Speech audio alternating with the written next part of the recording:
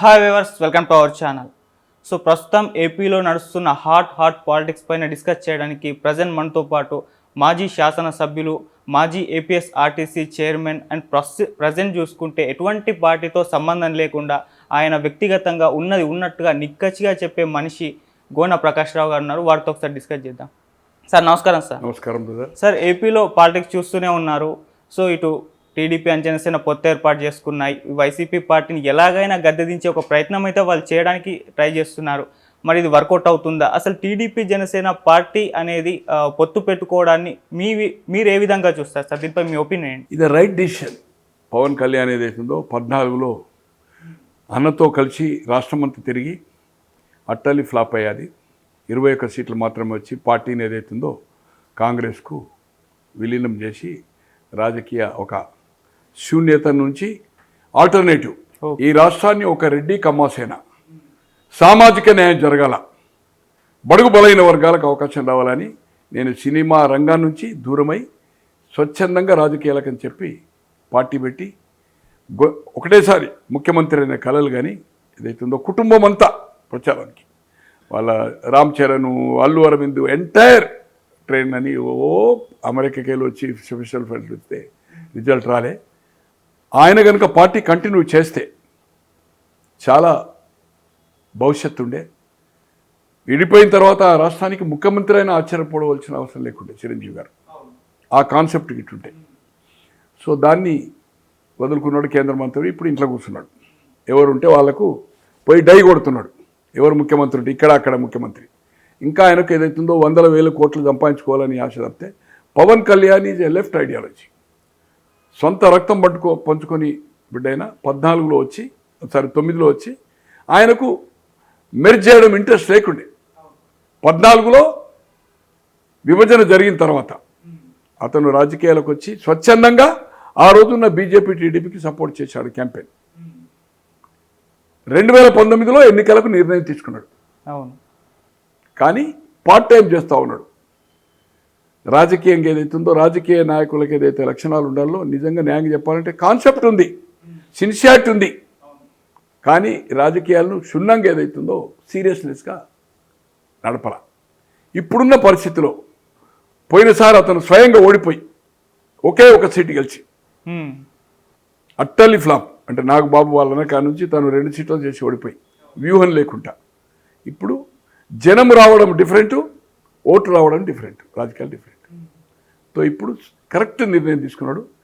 సరి అయిన సమయములో అతను జైల్లో ఉన్నప్పుడు ఇక మనకు దారి లేదు. ఇప్పుడు ఇద్దరు కలవకపోతే చీలిక మీద వైఎస్ఆర్ గారికి ప్రాఫిట్ అవుతుంది, బెనిఫిట్ అవుతుంది. జగన్మోహన్ రెడ్డి గారి పార్టీకి వైఎస్ఆర్సీపీకి నిర్ణయం తీసుకొని అనౌన్స్ చేసి ఇచ్చాడు. ఆయన ఒక దిక్కు బీజేపీతో కూటమిలో ఉన్నాడు. బీజేపీ వాళ్ళు ఇంకా విడిపోయినట్టు చెప్తలేరు. బీజేపీ కూడా కలవాలని కూడా కేంద్ర నాయకులకు షా గారికి కానీ, మోడీ గారు కానీ, నడ్డా గారి గారికి చెప్పాడు. అది సాధ్యమైన పని కానే కాదు. అడ్జస్ట్మెంట్ అనేది it's a very difficult. So ఇప్పుడున్న సిచ్యువేషన్లో కరెక్ట్ ట్రాక్లో ఉన్నారు. అతని ప్రభావం ఏదైతుందో దాదాపు 60-70 సీట్ల మీద 175లో 55 స్థానాల మీద డిఫరెన్స్ పడుతుంది. దాంట్లో పర్టికులర్గా east west part of Guntur, part of Krishna ఉమ్మడి జిల్లాలు అండ్ వైజాగ్ అండ్ విజయనగరం, దాన్ని కాపు అనుకున్నా కూడా కాపు ఓటింగ్ ప్యాటర్న్ మీద ప్రభావితం చేస్తారు. అది 2009లో జరిగింది. నష్టపోయారు వాళ్ళు. మేము ఒక 100 సంవత్సరాలు వెనుకపోయిందని.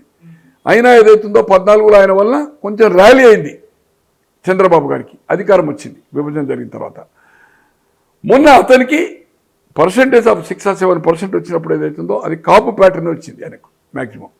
ఇప్పుడు ఈ కలయిక వలన ఈస్ట్ వెస్ట్ ట్రెండ్ సెట్ చేస్తుంది. ట్రెండ్ సెట్ 1978లో ఎప్పుడు కానీ 78 నుంచి ఈస్ట్ గోదావరి వెస్ట్ గోదావరి రిజల్టే రాష్ట్ర రాజకీయాల మీద ప్రభావితం చేస్తుంది. అప్పుడు 21 ఉండే ఈస్ట్ గోదావరిలో 77 నుంచి 2009 వరకు డీలిమిటేషన్ వరకు. ఇక్కడ 19 ఉండే. ఇప్పుడు ఎన్నైనాయి? వెస్ట్ గోదావరిలో 17 అయినాయి, అక్కడ 19 అయినాయి.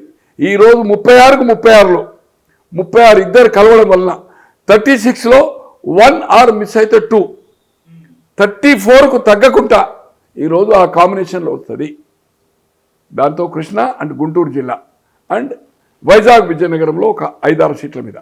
తో నేను అతనికి అనుకుంటా 25 నుంచి 30 సీట్లు ఇచ్చే అవకాశం ఉంది. అధికారం వస్తే డిప్యూటీ ఉప ముఖ్యమంత్రి కూడా అయ్యే అవకాశం ఉంది. మనోహర్ గారు మంత్రి లేకపోతే స్పీకర్ అయ్యే అవకాశం ఉంది. ఈ గఠబంధన్ ద్వారా నేను చాలా మీ రెడ్డిలో చెప్పలేదనుకోండి, మీది మేనేజ్మెంట్ కూడా చేంజ్ అయ్యేది. బట్ మీరు ఫస్ట్ టైం పిలిచారు, మీ ఇంటర్వ్యూ కూడా నాకు ఎందుకంటే ఈ టాక్ నడుస్తుంది కనుక ఇట్ ఇస్ ఏ సరి అయిన టైం అని చాలామంది నన్ను ఇంటర్వ్యూస్ అడిగారు. తెలంగాణలో కూడా దాదాపు ఒక 10-12 యూట్యూబ్ ఛానల్. ఎలక్షన్ ముందు ఒక 10 రోజుల ముందు కానీ, ఎలక్షన్ అయిన తర్వాత కానీ నేను ఎవరికి ఇవ్వలేదు. ఎలక్షన్ కంటే ముందు ఒక 15-16 రోజుల ముందు, 17 రోజుల ముందు వరకు నామినేషన్స్ అప్పుడు ఇచ్చిన తర్వాత నో ఇంటర్వ్యూస్.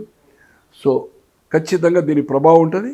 రాబోయే రోజుల్లో అధికారం కైవశం చేయడం ఖాయము. బీజేపీ తోటి తెగదెంపులు అన్నాడు. రేపు కేంద్రంలో ఆటోమేటిక్గా బీజేపీకి అవకాశాలు ఉన్నాయి. కనుచూపు మేరలో కాంగ్రెస్ పార్టీ త్రిపుల్ ఫిగర్ వచ్చే అవకాశం లేదు. 2 సార్లు 2014లో కానీ 19లో కానీ ప్రతిపక్ష హోదా కూడా రాలే కాంగ్రెస్కు. స్వయంగా రాహుల్ గాంధీ గారు కూడా ఓడిపోయారు. ట్రెడిషన్గా సంజయ్ గాంధీ గెలిచిన సీటు 80 నుంచి కంటిన్యూగా అమేథీ ఏదైతుందో రాజీవ్ గాంధీ, సంజయ్ గాంధీ గారు గెలిచిన సీట్లో స్మృతి ఇరానీ గారు ఎవరో ఇప్పుడు కేంద్ర మంత్రి ఉన్నారు కదా, ఆమె గెలిచారు. 2 సీట్లు చేసి డౌట్ వచ్చి వాళ్ళకు వచ్చిన సర్వేల ప్రకారము, ఇంటెలిజెన్స్ అనుకోండి, వాళ్ళకు ఉండే నిపుణులు చెప్పిన ప్రకారము కేరళ చేసి కేరళ గెలిచాడు. అది ఓడిపోయాడు. సిద్ధరామయ్య గారు కూడా పోయినసారి దీనికంటే ముందు 2 చేసి ఒకటి ఓడిపోయాడు. ఇప్పుడు రేవంత్ రెడ్డి గారు 2 చేసి ఓడిపోయాడు. ఇప్పుడు ఆయన ముఖ్యమంత్రి గురించి చేసి 2 సీట్లో 1 సీట్ ఓడిపోయాడు. ఎవరు? ఇందిరాగాంధీ గారు 1980లో రాయబరేలీ అండ్ మెదక్ చేసింది. రాయబరేలీ రిజైన్ చేసింది, మెదక్ ఉంచుకున్నది. రామారావు గారు 3 చేసి గెలిచారు 83లో. బట్ అబౌట్ 89లో హిందూపూర్ అండ్ కల్వకుర్తి చేశాడు తెలంగాణలో. జయపాల్ రెడ్డి గారి సలహాతో జయపాల్ రెడ్డి గారు రిప్రజెంట్ చేసింది. అది 69, 72, 78, 83 4 సార్లు ఎమ్మెల్యే అయ్యాడు కల్వకుర్తికి. 84లో లోక్సభ అయ్యాడు. 85 మార్చిలో ఆయన అడ్వైజ్ చేస్తే ఇక్కడ చిత్తరంజన్ గారి మీద ఓడిపోయాడు 89లో రామారావు గారు. సో ఖచ్చితంగా దీని రిజల్ట్ ప్రభావము 100% ఈ కూటమి ఏదైతుందో సక్సెస్ కావడము ఏమాత్రము డౌట్ లేదు. Okay sir, TDP and Janasena పొత్తు ఏర్పాటు చేసుకున్నాయి. ఇవి మీరు అన్నట్టు బీజేపీతో పొత్తు కోసం ఎదురు చూస్తూ ఉన్నాయి. బహిర్గతంగా కూడా వాళ్ళు చెప్పడం చూస్తున్నాం, బీజేపీ వస్తే రానివ్వండి. కానీ చాలా సర్వేలు ఆ బీజేపీతో పొత్తు ఏర్పాటు చేసుకుంటే టీడీపీ జనసేన కూటమి ఓడిపోతుందని కూడా చెప్తున్నాయి. మరి ఎందుకు అంటారు సార్ ఇది? సార్ దానివల్ల ఏమైతుందంటే క్రిస్టియన్ అండ్ ముస్లిం మైనార్టీ ఈ ఓట్లు ఏదైతే మైనస్ అయ్యి అది సాలిడ్ జగన్మోహన్ రెడ్డి గారు అయితే బీజేపీ అని అదైతే దాని అనుమానం. నేను అనుకుంటున్నా బీజేపీ అలయన్స్ కావాలనేది వద్దు అనే ఆలోచన పవన్ గారికి ఉండదు, చంద్రబాబు గారు కూడా వద్దు అని అన్నారు. మీరు అనేది 100% దాని ఎఫెక్ట్ ఏదైతుందో ప్రభావం కొంచెం నష్టం జరుగుతుంది, సీట్లు తక్కువ అవుతుంది. కూటమి అధికారం రావడం ఖాయం. అడ్జస్ట్మెంట్లో కొంత అసంతృప్తివాదులు ఉండి అది నష్టం జరిగే అవకాశం ఉంటుంది. అనుకున్న సీట్ల కంటే ఇప్పుడు 150 టచ్ అయ్యే అవకాశం ఉంది, 140 పైన. అటువంటిది 120-125 రావచ్చు. అందుకోసం అలయన్స్ అనేది జరిగే పని కాదు. ఎందుకంటే వీళ్ళు ఇక్కడ బీజేపీ అనేది స్ట్రెంత్ లేదు, 1%, 2% ఓట్లు లేవు. 1 రేపు పార్లమెంట్లో కూడా ఏదైతుందో వీళ్ళు గెలిచిన జగన్మోహన్ రెడ్డి గారు ఎన్ని సీట్లు గెలిచినా 25లో వీళ్ళు గెలిచిన ఆటోమేటిక్గా ఈ కూటమిలో ఉంటారు వాళ్ళు. ఏది ఎన్డీఏ కూటమిలో. గతంలో చంద్రబాబు గారు కానీ రామారావు గారు దాంట్లో ఉన్నారు. డిఫర్ అయ్యాడు, డిఫర్ అయితే నష్టపోయాడు. మళ్ళీ ఆయన వ్యతిరేకంగా మాట్లాడు. దానివల్ల ఖచ్చితంగా కొన్ని సీట్ల మీద నష్టం జరుగుతుంది. ప్రభుత్వం ఏర్పాటులో ఏమాత్రం డౌట్ ఉండదు, నష్టం జరిగే అవకాశాలు చాలా ఉన్నాయి. ఏ పరిస్థితిలో 99.9 బీజేపీ ఈ 2 పార్టీలతో కలిసే అవకాశం లేదు, ఒంటరిగా పోటీ చేస్తుంది. They will wait for 2024. ఇప్పుడు చంద్రబాబు గారు వచ్చిన తర్వాత తను చెప్పే హామీలు 20 లక్షలని చూశాను పొద్దున్నే పేపర్లో. కొంచెం నేను ఎక్కడో పూర్ణ హోటల్ పొద్దున్న 5:30కే పేపర్ తీసుకున్నాను. తో దాంట్లో ఉన్నది 20 లక్షల ఎంప్లాయీస్ కాదు, లోటు బడ్జెట్లో ఉన్నది, అప్పులు తీర్చలేని పరిస్థితి, జీతాలు ఇవ్వలేని పరిస్థితి.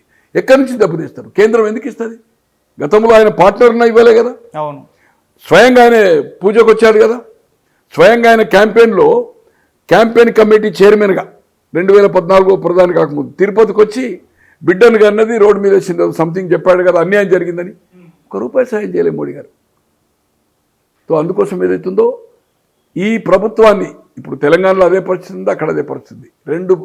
ఇద్దరు ముఖ్యమంత్రులు బర్బాద్ చేసిండ్రు రాష్ట్రాన్ని. సంక్షేమము అది చేసేసి వేస్ట్ దుర్వినియోగం చేసి కరప్షన్ చేసి ప్రాజెక్టులు ఏదైతుందో ఇష్టం ఉన్నట్టుగా పెంచుకుంటూ చేసేదైతుందో నష్టాల ఊబిలో చూసి జీతాలు ఇవ్వలేని పరిస్థితిలో ఉంది. ఈరోజు 2 రాష్ట్రాల్లో ఇక్కడ దాదాపు 69 నుంచి 70, అక్కడ దాదాపు 70% జీతాలు లోన్స్ పేమెంట్ ఇంట్రెస్ట్కే పోతున్నాయి. 30% ఎట్లయితుంది? ఎంప్లాయ్మెంట్ నువ్వు ఎట్లా చేయగలుగుతావు? ఇప్పుడు 2 లక్షలు 1 ఇయర్లు అంటున్నారు. కాదు, ఇంపాసిబుల్. 2 లక్షలకు మళ్ళీ ఎంత అవుతుంది? ఇప్పుడు 35% జీతాలకు పెన్షన్కి అవుతున్నది. అది 42% పోతుంది. అట్లా ఈ పథకాలు కూడా మనం చూస్తాం రాబోయే రోజుల్లో. ఆర్థికంగా చాలా చిక్కులో ఉంది, అక్కడ కూడా ఉంది. చంద్రబాబు గారు ఈసారి మళ్ళీ అక్కడ ముఖ్యమంత్రి అయిన తర్వాత ఫెయిల్ అవుతాడు. ఆల్టర్నేటివ్గా రేపు రాబోయే రోజుల్లో జగన్ ఫెయిల్ అయిపోతాడు, ప్రూవ్ అవుతుంది ఇప్పుడు ఎలక్షన్ తర్వాత. ఈ 2 పోయి రేపు రాబోయే రోజుల్లో 2024లో జాతీయ పార్టీలే డామినేట్ చేస్తాయి. అక్కడ మళ్ళీ కాంగ్రెస్ అండ్ బీజేపీ పార్టీలు అయితే ప్రాంతీయ పార్టీలు ఖతం అయిపోతాయి. ఇక్కడ కూడా ఇప్పుడు బీఆర్ఎస్ ఉంది, is a finish. Now BJP లోక్సభలో గుడ్ పర్ఫార్మెన్స్. పోయినసారి ఎట్లయితే 1 సీట్ వచ్చి 4 వచ్చినాయో, ఇప్పుడు 8 వచ్చినాయో, ఇప్పుడు 5-6కు తక్కువ రావు. బీజేపీ ఫోర్స్ అవుతుంది. వాళ్ళు ఒక బీసీ ముఖ్యమంత్రిని నినాదం తీసుకున్నారు. మాదిగా ఇష్యూను సాల్వ్ చేస్తున్నారు. మాదిగా అనేది 18%లో more than 10%, almost 11% Madiga community. ఈ ఓటు బ్యాంక్ ఏదైతుందో పార్లమెంట్లో పెరిగి అసెంబ్లీ వరకు అది చేసుకొని రాబోయే రోజుల్లో బీఆర్ఎస్ అనేది డైల్యూట్ అయిపోతుంది, 3rdకి వచ్చేస్తుంది. So now BJP and Congress అవుతుంది. కాంగ్రెస్ ఇది ఫుల్ఫిల్ చేయనప్పుడు ఖచ్చితంగా ఆల్టర్నేటివ్ ఇది బీజేపీ అవుతుంది రాబోయే రోజుల్లో. ఎక్కడ? పార్లమెంట్లో అవుతుంది. మీకు పార్లమెంటే రిజల్ట్ చూడండి రేపు రాబోయే రోజుల్లో ఏం జరుగుతుందో. ఇది ఎందుకంటే 100 డేస్ అన్నారు. మే 16కా 17కా కేంద్ర ప్రభుత్వం ప్రమాణ స్వీకారం చేసింది మోడీ గారు. అంటే మే 10th లోపల ఎలక్షన్స్ జరగాలి, రిజల్ట్స్ రావాలి మే 10th లోపల. సో ఈ 4 నెలల ఈ స్కీమ్స్ ఏదైతే ఇవ్వలేదో దీనికి కొన్ని కట్ టైం పెట్టిండ్రో ఇబ్బంది అయితే. ఇప్పుడు ఏమైంది? బస్సు ఫ్రీ అన్నారు. బస్సు ఫ్రీ ఓన్లీ ఎక్స్ప్రెస్ మన పల్లె వెలుగు అనలే కదా, తర్వాత ఇప్పుడు అన్నారు. ఇప్పుడు ఏదైతుందో రైతు బంద్ అన్నారు. రైతు బంద్ ఏదైతుందో 10 acresకే లిమిటైజ్ చేసింది అనుకోండి. ఇవన్నీ కట్ డౌన్ అవుతుంది. నిరుద్యోగ వృత్తి అంటాడు. నిరుద్యోగ వృత్తిని ఎంప్లాయ్మెంట్లో రిజిస్టర్డ్ చేసి వాడు ఒక 5 ఏళ్ళు 6 ఏళ్ళు టార్గెట్ పెడతాడు ప్రతి నిరుద్యోగకి ఇయర్. ఇది లాట్ ఆఫ్ ప్రాబ్లమ్స్ ఉన్నాయి. ఇవన్నీ హామీలు ఇచ్చారు, ఇప్పుడు ఇబ్బంది పడుతున్నారు. మనం చూస్తాము రాబోయే రోజులు 4-5 నెలలు అయితే ఈ బంద్ అయితే ఈ 5 కార్యక్రమాలు చేయాలి కదా. నిరుద్యోగ వృత్తి అయితే ఈ 6 గ్యారంటీ కంటే ముందే అనౌన్స్ చేసింది కదా ప్రియాంక గాంధీ మీటింగ్లో. నిరుద్యోగ వృత్తి ఇస్తామని అనౌన్స్ చేసింది కదా. అది 6 గ్యారంటీల కంటే అది ఇంపార్టెంట్. ఫస్ట్ నువ్వు పబ్లిక్ మీటింగ్లో అనౌన్స్ చేసినావు, అది లేదు 6 గ్యారంటీలో మేనిఫెస్టోలో పెట్టలే. అంటే మేనిఫెస్టోలో ఉంది, 6 గ్యారంటీ సంతకంలో నిరుద్యోగ వృత్తి లేదు. సో ఇవన్నీ ఏదైతుందో ఇక్కడ అక్కడ ప్రాబ్లం అవుతుంది. So it should be the BJP ఏ పరిస్థితిలో ఎలయన్స్ కాదు. జగన్మోహన్ రెడ్డి ఎవరితో ఎలయన్స్ కాడు, ఆయనకు అవసరం లేదు. బీజేపీతో జరగడం మైనార్టీ ఓట్ బ్యాంక్ పోతుంది ఆయనకు కూడా. అక్కడ 7-8% ఉంది, మన దగ్గర 10-11% తెలంగాణ ప్రాంతంలో ఉంది మైనార్టీ. కనుక ఖచ్చితంగా ఏమాత్రం అనుమానం లేకుండా ఆ కూటమి గెలుపు అనేది ఖాయం. సార్ ఇప్పుడు టీడీపీ జనసేన కూటమి గెలుపు అనేది ఖాయమని అంటున్నారు. సో ఒకవేళ ఇది గెలిస్తే చంద్రబాబు గారు చీఫ్ మినిస్టర్ అవుతారు, దీంట్లో ఎటువంటి సందేహం అయితే లేదు. డిప్యూటీ సీఎంగా పవన్ కళ్యాణ్ గారు అని చెప్పేసి మీరు ఒక అంటే అయ్యే ఛాన్స్ 100% డిప్యూటీ సీఎం. కానీ పవన్ కళ్యాణ్ గారు చాలా సందర్భాల్లో ఈ చీఫ్ మినిస్టర్ అభ్యర్థి ఎవరు మేము ఎలక్షన్స్ అయిన తర్వాత గెలిచిన తర్వాత డిసైడ్ చేస్తాం, నేను చంద్రబాబు గారితో మీటింగ్ ఏర్పాటు చేసుకొని నిర్ణయం తీసుకుంటాం, నాకు కూడా చీఫ్ మినిస్టర్ అవ్వాలని ఉందన్న తన ఉంది. కనుక మనకు స్ట్రెంత్ లేనప్పుడు ఓట్లు లేనప్పుడు ఆయన చెప్పాడు కదా, ప్రశ్నలు వేసాడు కదా కార్యకర్తల మీటింగ్లో. 30 సీట్లు 175 చేసినప్పుడు ఆయన సీఎం ఎట్లయితాడు? ఖచ్చితంగా కూటమిది ఎలక్షన్స్ ముందు డిక్లేర్ చేస్తారు. ఈ కూటమికి నాయకుడు చంద్రబాబు గారని నేను చేస్తాను, దాంట్లో ఏమాత్రం అనుమానం లేదు. ఇప్పుడైతే కొంతమంది ఏదైతుందో చేరికలు కానీ ఒక సస్పెన్స్లో పెట్టాలి కదా. ఖచ్చితంగా చంద్రబాబు గారు ముఖ్యమంత్రి, దాంట్లో ఏమాత్రం డౌట్ లేదు.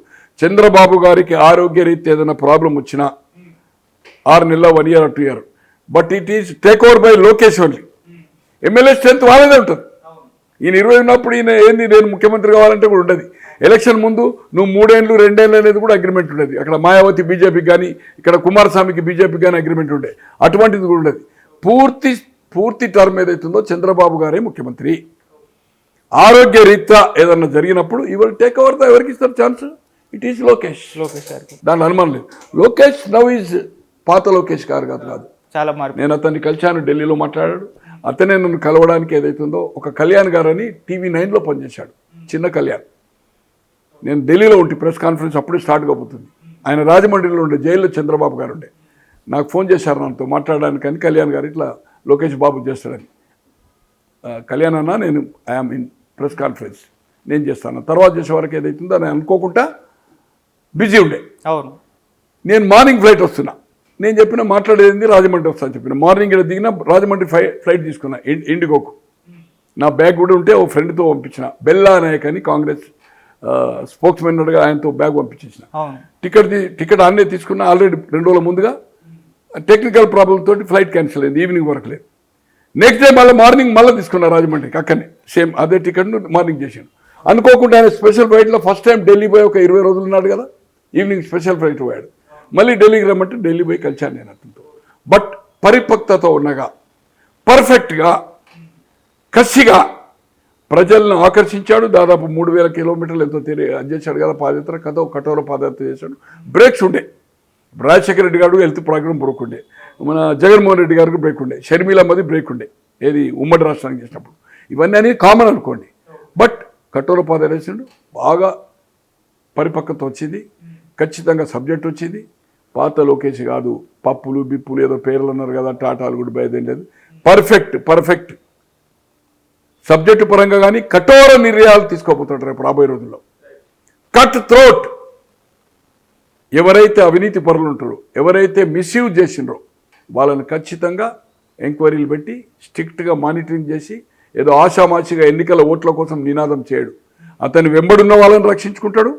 తర్వాత ఎవరైతే తప్పులు చేసినో వాళ్ళను పార్టీలో ఉన్నా బయటకు పంపిస్తాడు, వెన్నుపోటుదారులను. అలాగే ఇప్పుడున్న ప్రభుత్వంలో ఎవరైతే లోసుకులు చేసినో వాళ్ళని ఎవరిని వదిలిపెట్టాడు తప్పులు జరుగుతాయి. అవన్నిటి మీద ఎంక్వైరీ చేయడం ఖాయము.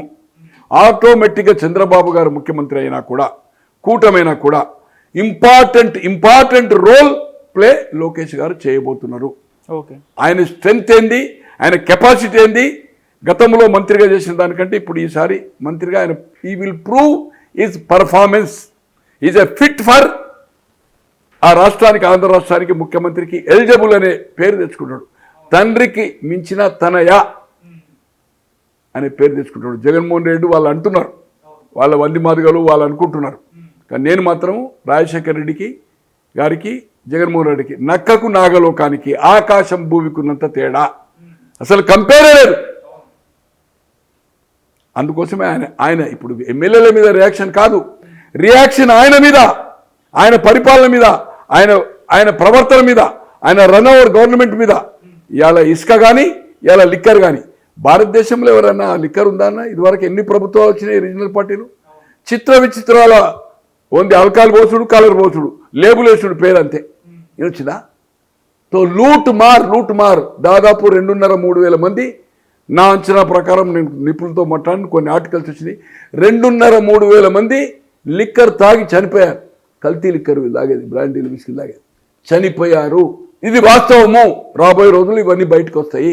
సార్, చంద్రబాబు గారు ఈ 3 నెలల్లో మరి ఎలక్షన్స్ రాబోతున్నాయి కదా, ఒక కీలక నిర్ణయం తీసుకున్నట్టు కొన్ని వార్తలు అయితే వస్తున్నాయి. అదేంటంటే ఒక కుటుంబంలో ఒక్కరికే టికెట్ ఇచ్చే ఒక డిసిజన్ని తీసుకుంటున్నారంట. మరి ఇది ఎంతవరకు వర్కౌట్ అవుతుందని సార్? మరి ఒక్కరికి ఒక కుటుంబం అయితే మరి లోకేష్ పోటీ చేయొద్దు కదా.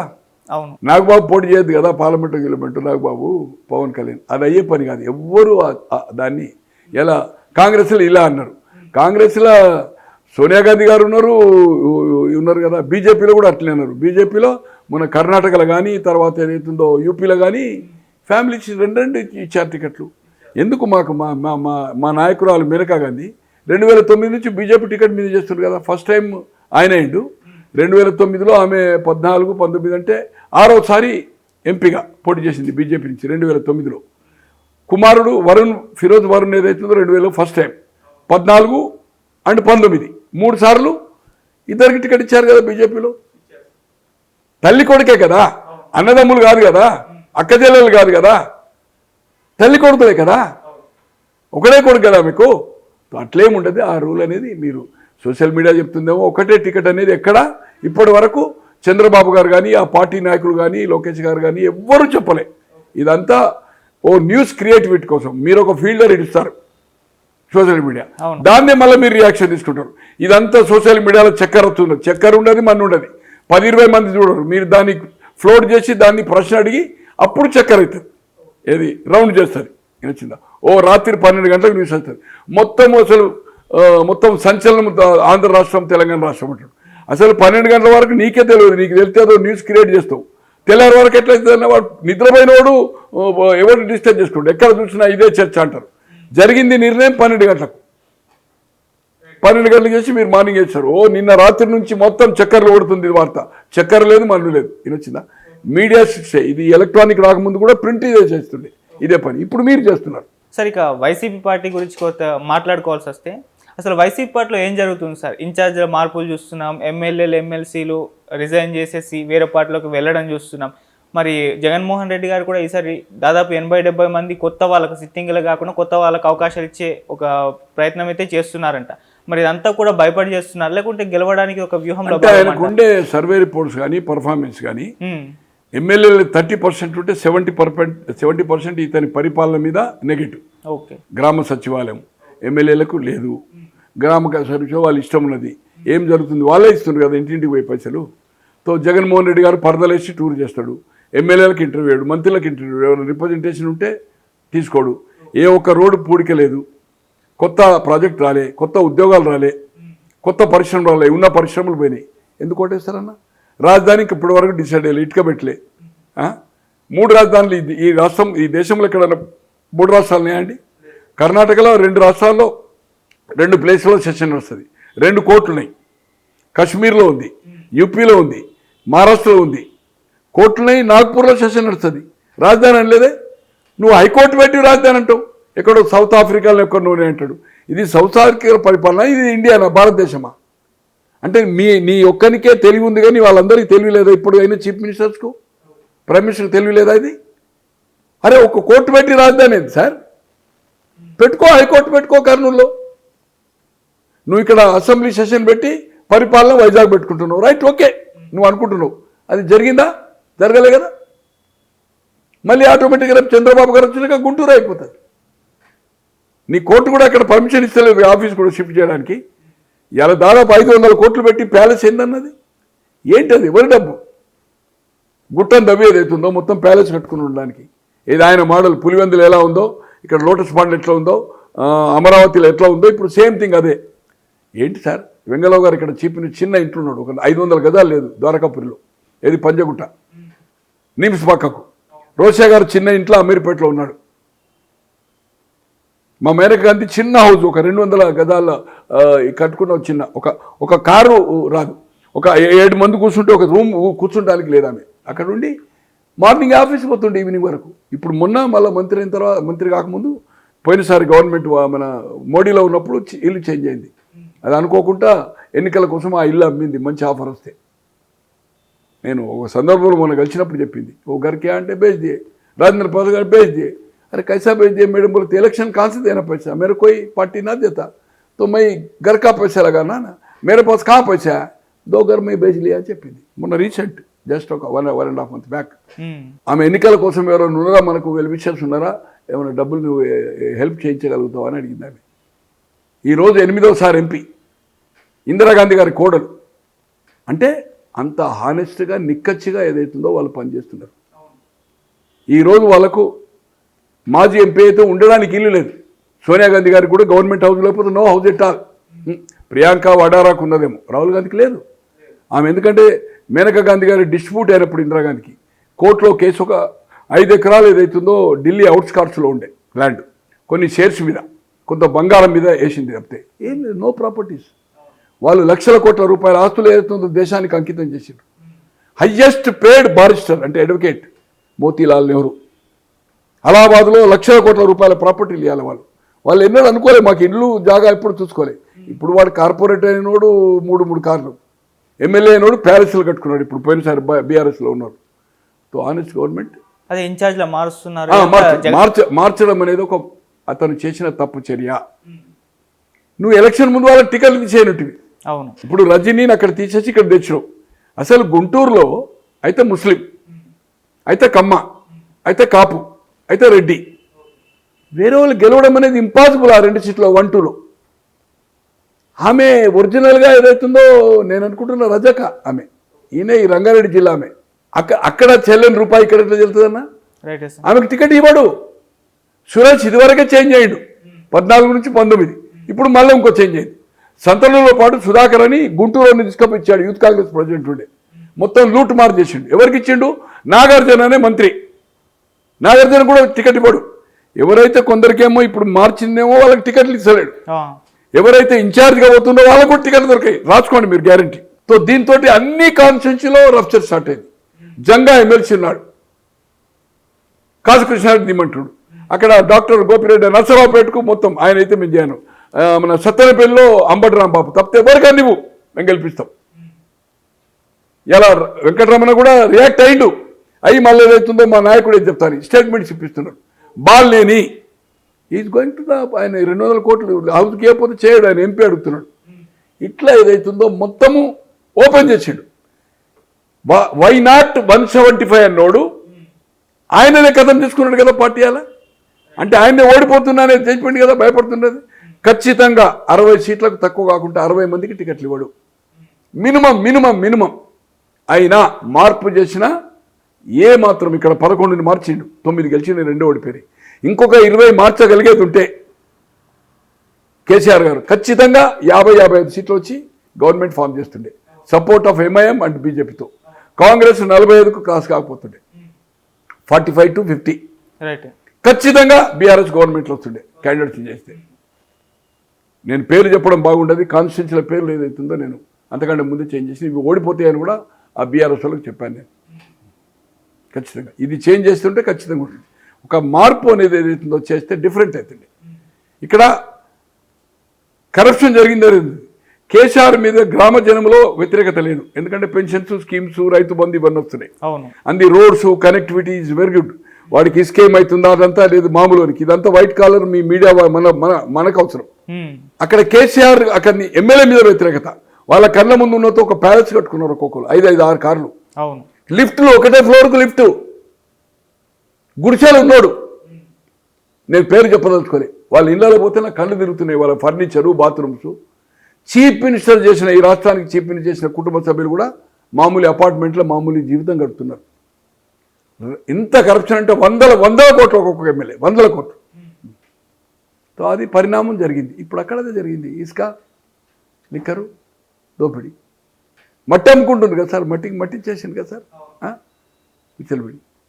సో దీంతో ఏదైతుందో దీని పరిణామం ఉంటుంది. ఈ మార్పు ఏదైతే డిక్లేర్ ఇంత అడ్వాన్స్గా చేసిండో ఇది రియాక్షన్ బాగా అన్ని కాన్స్టిట్యూన్సీలో గొడవ అవుతుంది. డైరెక్ట్ తాడపల్లికి పోయి ధర్నాలు చేస్తున్నారు, రోడ్లు బ్లాక్ చేస్తున్నారు. జగన్ ముద్దు, గోపిరెడ్డి వద్దు, జగన్ ముద్దు, అంబటి రాంబాబు వద్దు, జగన్ ముద్దు, కాసు మహేష్ రెడ్డి వద్దు. ఇలా హిందూపూర్ ఓడిపోయే సీట్ సార్, 3 గ్రూపులు సార్. ఎక్బాల్ అని పోయినసారి ఓడిపోయాడు, నవీనిచ్చల్ అని మున్సిపల్ చైర్మన్ ఉన్నాడు, ఇంకొకటి. 3 గ్రూపులు తీవ్రంగా అన్ని కాన్స్టిట్యూన్సీలు. ఇలా కర్నూలులో SV Mohan Reddy and sitting MLA. ఇంకో గ్రూప్ తయారవుతుంది, బిజినెస్ గ్రూప్, వైశ్య గ్రూప్. తో ప్రతి దగ్గర ఏదైతుందో చిచ్చు పెట్టుకున్నాడు ఇప్పుడు. సో ఈ పరిస్థితిలో చాలా తీవ్రంగా పరిణామాలు ఉంటాయి. అన్రిపేర్ ఈ ఎవరైతే 50-60 మంది క్యాండిడేట్స్ ఎవరైతే టికెట్లు దొరకాయో వీళ్ళందరూ ఇప్పుడు కాంగ్రెస్ పార్టీకి పోతారు. అందరికీ కాంగ్రెస్ పార్టీ టికెట్ ఇస్తుంది. సో కాంగ్రెస్ ఓట్లు చీల్స్తుంది కదా. పోయినసారి 3-4-5% వచ్చింది అనుకుంటా. ఇప్పుడు నేతున్నా 15-20-25% పోయింది అనుకోండి. సో ఆటోమేటిక్ ఎవరు లాస్? అది జగన్ ఓట్లే గుంజుతాడు కదా. జగన్ కాంగ్రెస్ ఓట్లతోటే ముఖ్యమంత్రి అయింది కదా. జగన్మోహన్ రెడ్డి గారు ఓట్లే గుంజినప్పుడు ఏదైతుందో టీడీపీకి ఆటోమేటిక్ బెనిఫిట్ కదా. 2% డిఫరెన్సే కదా. ఈ 2 కలయికతోటి పర్సంటేజ్ మోర్ అయింది కదా. ఇది పోయినసారి వచ్చిన పవన్ కళ్యాణ్ కానీ ఆ ఓటు బ్యాంకు ప్రకారం. సో ఇది తీవ్రంగా డిఫరెన్స్ ఉంటుంది. అంటే సార్ జగన్మోహన్ రెడ్డి గారికి కాంగ్రెస్ పార్టీతోటే కాకుండా షర్మిల గారితో కూడా ఒక ముప్పు ఉంది అని అంటున్నారు. అంటే ఆమె తెలంగాణలో ఒక పార్టీ పెట్టింది కానీ పోటీ చేయలేదు, కాంగ్రెస్ పార్టీకి మద్దతు తెలిపింది. ఇప్పుడు ఆమె ఏపీ పాలిటిక్స్లోకి ఎంటర్ అవుతుంది, కాంగ్రెస్ పార్టీ ఇన్ఛార్జ్గా కూడా మారబోతుంది అన్న వార్తలు అయితే రీసెంట్ టైమ్స్లో బాగా వినిపించాయి మనకు. అది మీరు మీ మీడియా, ప్రింట్ మీడియా కానీ మెయిన్ ప్రింట్ చెప్పదలుచుకోలేదు, లీడింగ్ మీడియా కూడా రాస్తుంది. అవును, ఆమె ఏ పరిస్థితుల్లో నాకుండే సమాచారము ఏపీసీసీ ప్రెసిడెంట్ తీసుకోదామే.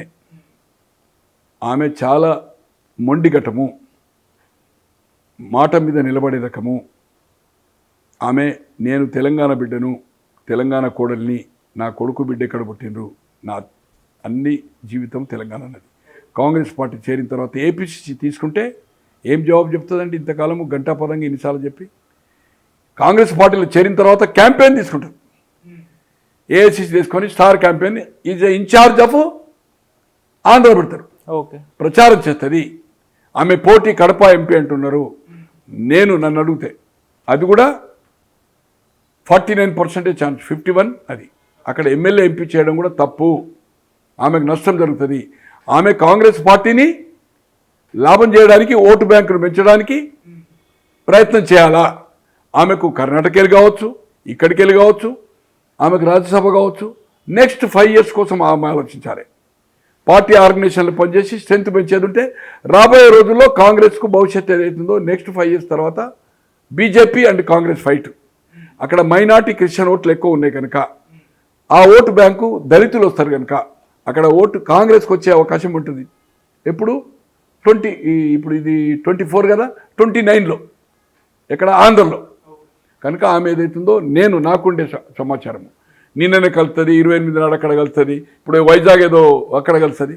సార్ వాళ్ళు వచ్చేది ఒక నిరసన, వైజాగ్ స్టీల్ ప్లాంట్ ప్రైవేట్ పరం చేయొద్దని వస్తున్నారు. రాహుల్ గాంధీ, ప్రియాంక గాంధీ, నేషనల్ దాంట్లో వచ్చి ఒక కార్యక్రమం తీసుకున్న దానికి వచ్చి ఆదరబాదరగా దొప్పుకుంటూ వచ్చి దాంట్లో ఎందుకు డిక్లేర్ చేస్తుందన్న కాంగ్రెస్ పార్టీ చేరడానికి?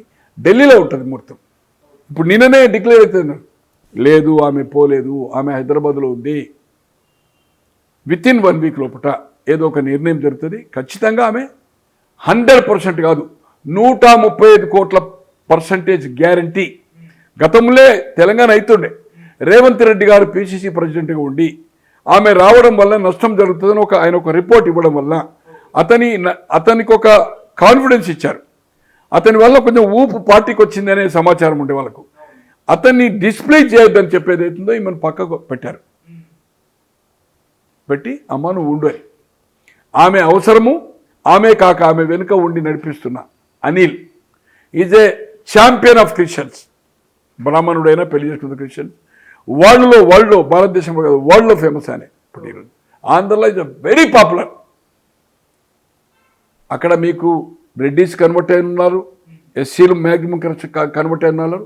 నేను అనుకుంటున్నా లెక్కల్లో తెలియదు, but it should B they 8 to 10% Christian converted ఉన్నారు అక్కడంతా. ఆ ఓటు మీద, ప్యాటర్న్ మీద ఖచ్చితంగా ప్రభావితం చేయగలుగుతాడు అనిల్ గారు.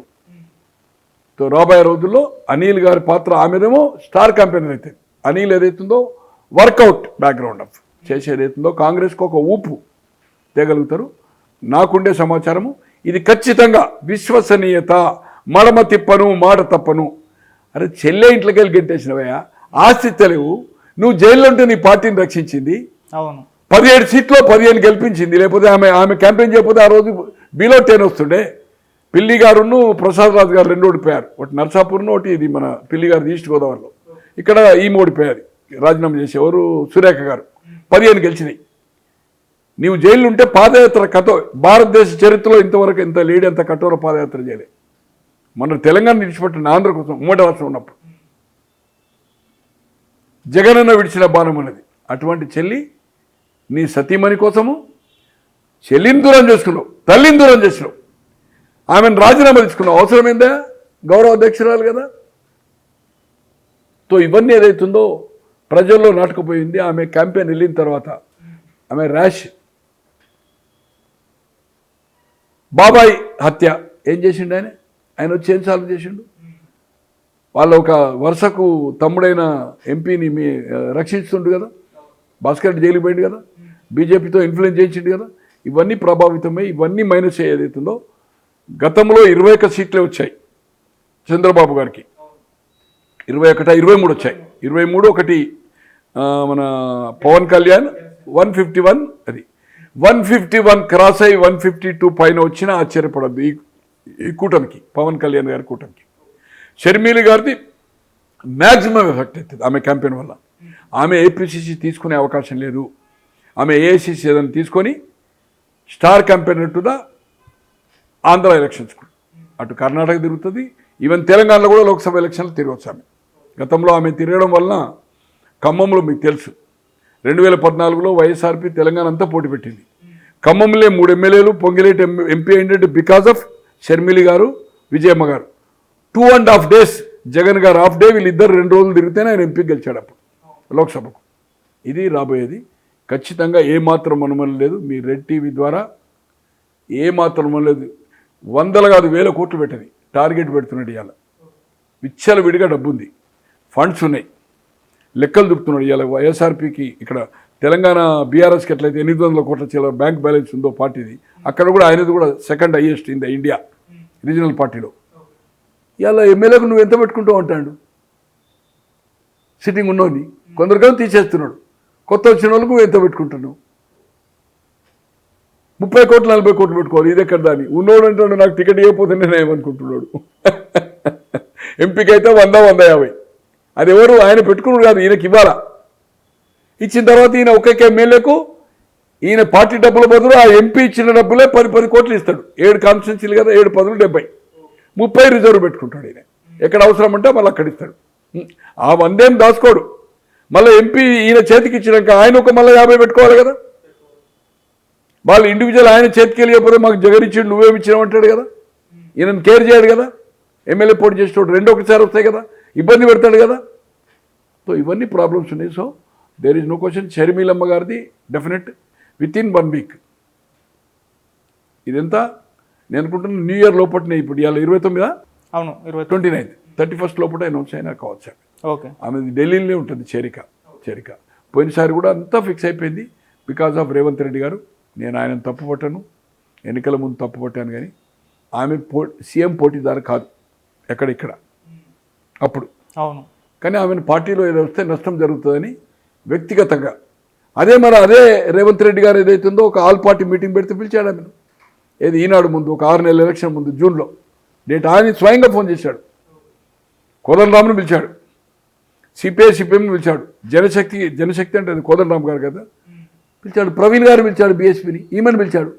మళ్ళీ తర్వాత ఆంధ్ర ఎట్లయితుంది, ఆమె ఆంధ్ర పార్టీ ఎట్లయితుంది. సో అది తప్పు మాట్లాడాడు. ఏదేమైనా she will useful to Congress party రాబోయే రోజులు ఆంధ్రలో. ఇప్పటి ఎన్నికలు, నెక్స్ట్ ఎన్నికలు అయితే అన్ఇమాజినబుల్. ఓకే. అప్పుడు మార్పు జరగవచ్చు. ఎన్నిక తర్వాత ఆమె స్టాండ్ చేంజ్ కావచ్చు, ప్రజలు ఆమెను కోరవచ్చు. ఇప్పుడు ఎమ్మెల్యేలంతా నువ్వు ఉమ్మడి రాష్ట్రము, తర్వాత మా నాయకుడు రాజశేఖర రెడ్డి గారి కూతురువు, 2 సార్లు యూపీఏ ప్రభుత్వం ఇక్కడ కాంగ్రెస్ వచ్చి అక్కడ యూపీఏకి స్ట్రెంత్ ఇచ్చింది రాజశేఖర రెడ్డి గారు. నీకు స్వేచ్ఛ ఎక్కడైనా లోక్సభకు చేసే హక్కు ఉన్నది. అలాగే ఇక్కడ ఓటర్ లిస్టులో అక్కడ డిలేట్ చేసింది, ఇక్కడ చేసుకుంది, ఇక్కడ తీసి మళ్ళీ అక్కడ పెట్టుకోవచ్చు. ఆమె ప్రాపర్టీస్ ఉన్నాయి పులివెందులో ఉంది, ఇడుపులపాయం ఉంది ఆమె ప్రాపర్టీ, ఆమె పిల్లల పేరు మీద ఉంది.